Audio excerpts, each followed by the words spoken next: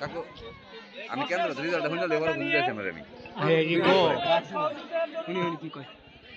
আমার এই টিমের পক্ষ থেকে সবাইকে মা বোন সহ এবং আমি ছোট ছোট বাচ্চাদেরও দেখেছি তাদের সহ সবার প্রতি রইল শুভেচ্ছা, অভিনন্দন এবং মোবারকবাদ। আলহামদুলিল্লাহ।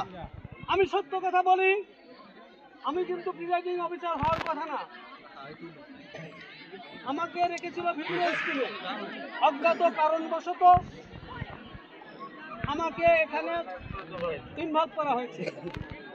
আপনারা জানেন আমি কাপাসিয়া ডিগ্রি কলেজে 2.5 বছর যাবৎ ভারপ্রাপ্ত প্রিন্সিপাল হিসেবে দায়িত্ব পালন করছি। প্রিন্সিপালদের আপাতত এইসব দায়িত্ব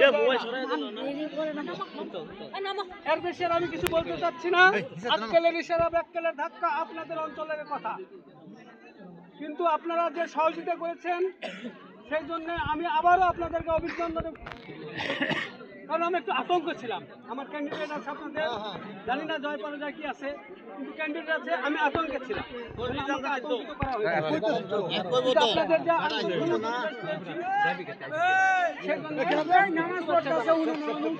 আর কিছু বলতে চাই না।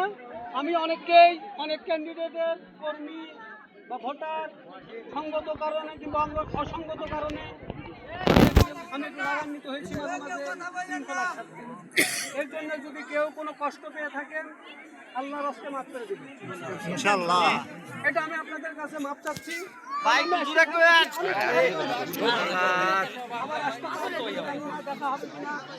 এই জন্য আমি মাফ চেয়ে নিচ্ছি। আমার বাড়িও যদি এখান থেকে ঘুরে না করে আমি মরে গেলে অনেকে হয়তো খবরও পাবেন, আমার মাপ দেওয়ার সুযোগ থাকবে।